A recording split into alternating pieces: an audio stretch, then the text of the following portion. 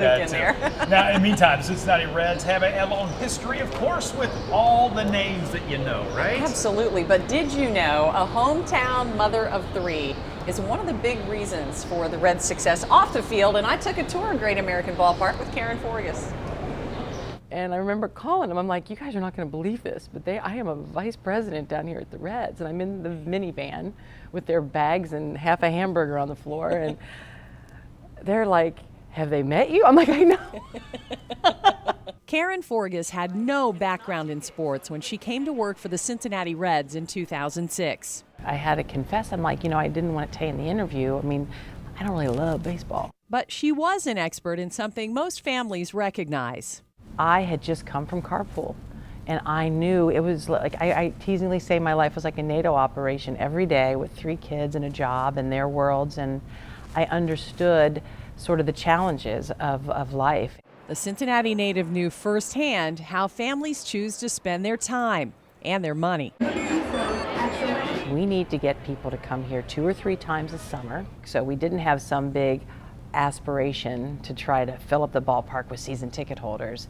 It was more about connecting with people in their real lives in real time. For that to happen, Reds games needed to be more than just watching the team win or lose. We have to make sure every square foot has an intention to it. With that in mind, Karen and Reds COO Phil Castellini were turned loose at Great American Ballpark. Phil wanted it to look like Wally World. It's fun.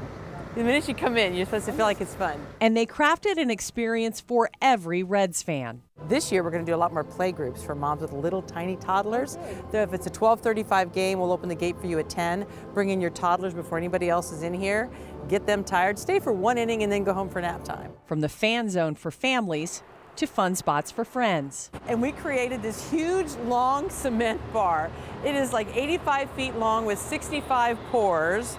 And it's craft beers and local beers, and this thing has been just phenomenally popular. Karen's a hometown girl who grew up on Cincinnati chili and Skipper Ryle. When I come to your station, I still get all geeked because Skipper Ryle was in there, for heaven's sakes. That's Skipper Ryle.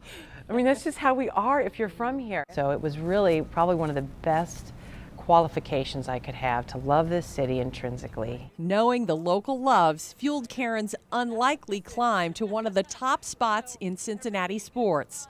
A real lesson for any woman looking to succeed in a man's world, including her 3 daughters. I think what they've seen firsthand was that you can be an absolutely present, engaged, phenomenal, prioritized parent, and also have a job that can also be a place that feeds you, your soul, your well-being.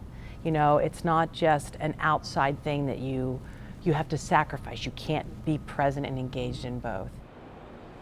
And Karen's next impact on the team may be with technology. Yeah. Look for ways to connect the ballpark with your phone, things like pricing and even instant replay. You can be sitting there maybe watching the game, play back that play that you just saw and loved. Wouldn't that be cool. neat? That would be very, very Yeah, cool. Karen will get it done, let me tell you. She's a pretty impressive lady. She really, and such a great person.